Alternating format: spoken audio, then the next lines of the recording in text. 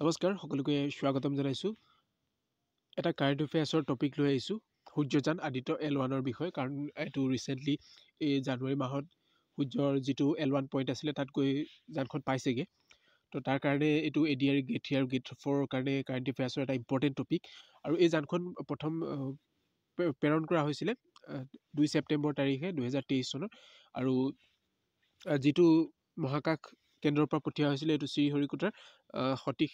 ধাৱান মহাকাশ কেন্দ্ৰৰ পৰা ইয়াক প্ৰেৰণ কৰা হৈছিল আৰু সময়টো হৈছে দিনৰ 11:50 আৰু যিখন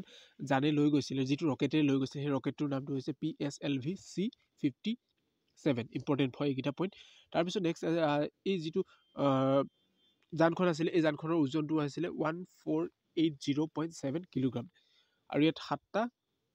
বিশেষ বৈজ্ঞানিক সঁজুলি আছিলে বেলেগ বেলেগ বস্তু পৰীক্ষা কৰিবৰ কাৰণে বেলেগ বেলেগ 7টা সঁজুলি আছিলে তাৰপিছত এই যানখন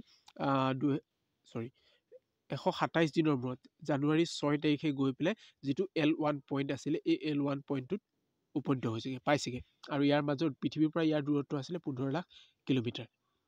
তাৰপিছত নেক্সট এই যিটো আদিত্য L1 আছিলে এই মিছনটোৰ লগত অসমৰ এগৰাকী বৈজ্ঞানিক জড়িত আৰু তেখেতৰ নামটো হৈছে ডক্টৰ ঐশন্য শৰ্মা তাৰপিছত ভাৰতৰ এইটো হৈছে ভাৰতৰ প্ৰথমটো সূৰ্য মিছন ইয়াৰ আগত ভাৰতে কোনো ধৰণৰ সূৰ্য মিছন কৰা নাছিলে চন্দ্ৰযান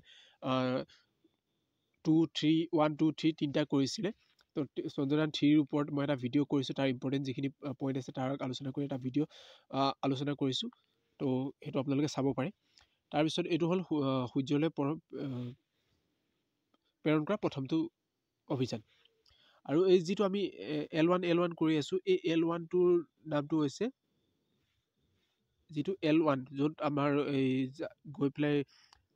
যানখন পাবগৈ সেই পইণ্টটোৰ নামটো হৈছে লেগ্ৰেঞ্জিয়ান পইণ্ট আৰু এই তাত উপনীত হোৱা ভাৰত হৈছে পৃথিৱীৰ চতুৰ্থখন দেশ